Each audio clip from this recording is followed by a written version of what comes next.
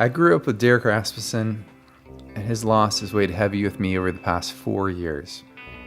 Over the course of this video, I'm going to first share how we knew each other, and then I'm going to share a conversation with Deric as though we could sit and laugh together now.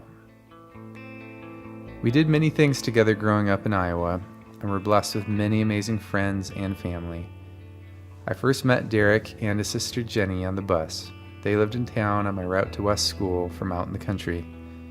We actually only lived a little over 1 mile from each other, but my family lived outside of town at the start of the rural routes. The mile would later prove helpful, as we would run to each other's homes to go on even longer runs on humid, joy-filled days.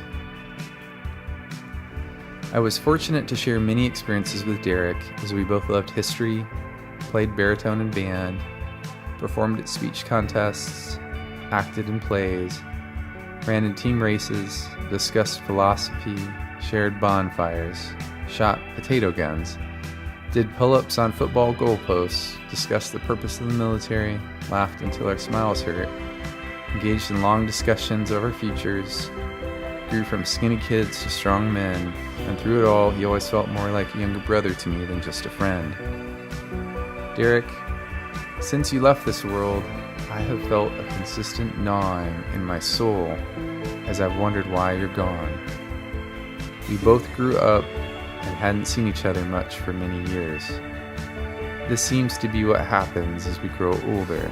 Time with old friends becomes rarer and more precious.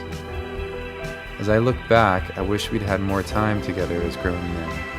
I wish I could have heard more about your kids, your recent experiences serving in the military, and where you were at in your soul. We had lots of discussions like this in Storm Lake, Iowa State, Fort Dodge, and when you first joined the Marines and worked at NSA. We just needed to have time in person, and such conversations would flourish. I also wish we could go on some long runs together again, running till we were tired enough that the chaos of this universe seemed to make sense. In honor of your memory, I want to share 3 stories. The first shows how generous and loyal you were. The second, your wonderful humor. The third, how your determination transformed you. My first story takes me way back to when I was in architecture school at Iowa State University. I was in my second year of school, working through a grueling schedule and barely sleeping most of the year, as I had to study architectural history, engineering, technology, and create designs in studio. Studio that year was especially intense, as I constantly had to build large models of designs for each project. You were in your first year of college and not sure what you wanted to do with your life. We had lots of discussions late at night discussing our futures and what we wanted to do. You regularly listened to me explain how rough my schedule was and how little I was sleeping. You generously offered to help me work on projects and would stop by studio to help. One time, I remember we both stayed up all night building a model of a bridge I designed. The model was made out of basswood and lots of glue. You kindly cut pieces and helped me piece it together till morning. You were the only friend I ever had who stayed up all night to help me with a project. Thank you again. Your help was really a lifesaver for me back then. My second story touches on how funny you were. You constantly made friends and me laugh and smile through jokes, impersonations, and wit. I don't have many videos of you, but not surprisingly, the ones I do have show you smiling and just how much joy you brought into this world. You were always amazing at impersonating characters and voices. I always admired this, as I am horrible at impersonations. 2 impersonations that stand out in my memory are those Scottish characters, including those of Sean Connery and Fat Bastard. No one else in our high school could nail both of those as well as you.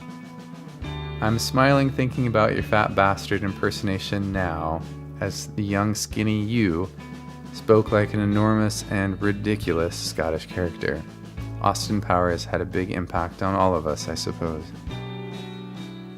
The third story shows how you transformed from a young man, not sure where you wanted to go, to a man with clear direction.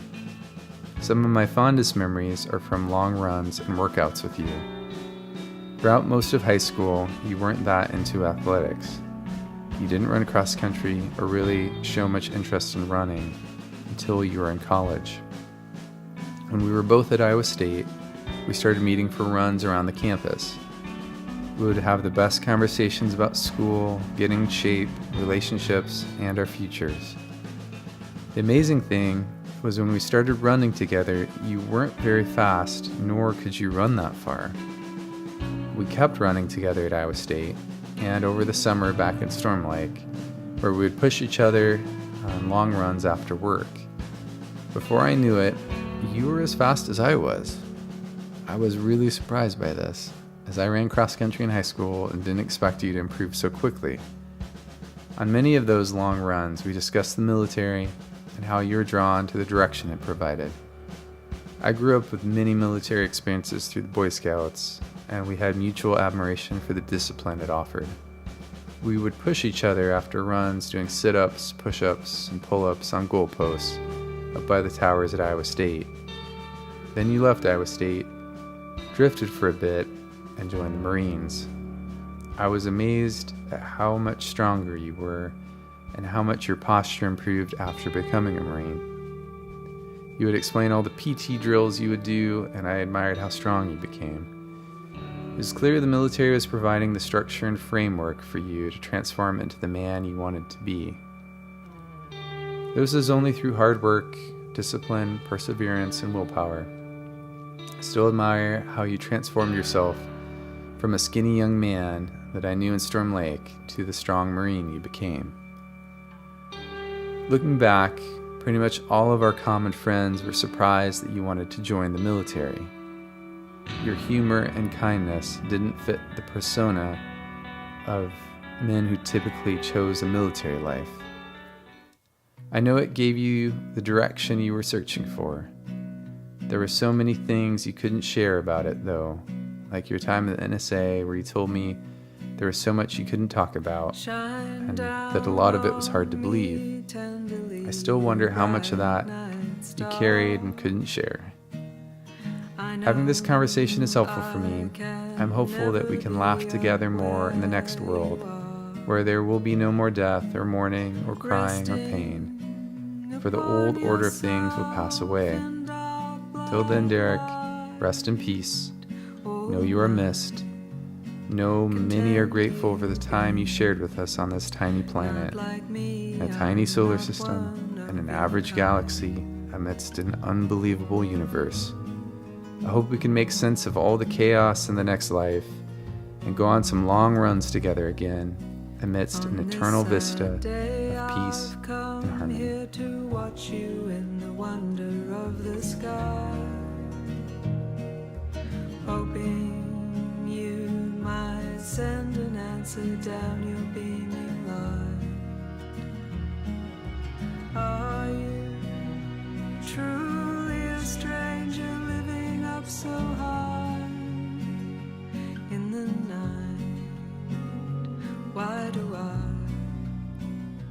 look upon you with tears in my eyes?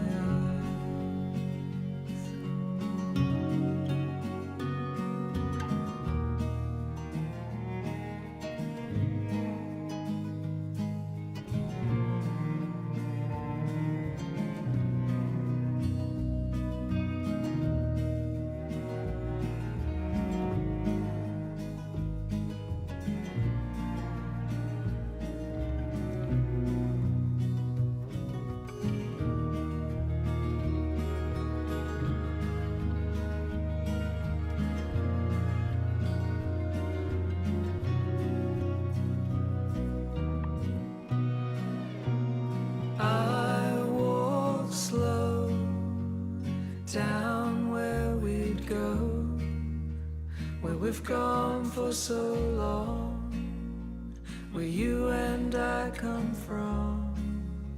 The stars in the sky, they call my eye. I search but I'm not lost. I cry but it's not wrong. And I can see so much, much more than before.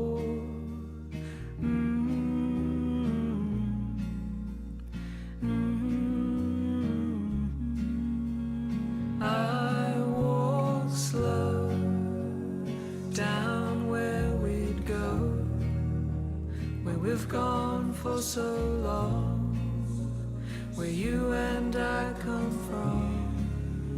The stars in the sky, they call my eye. I search but I'm not lost. I cry but it's not right. And I can see so much, much more than before.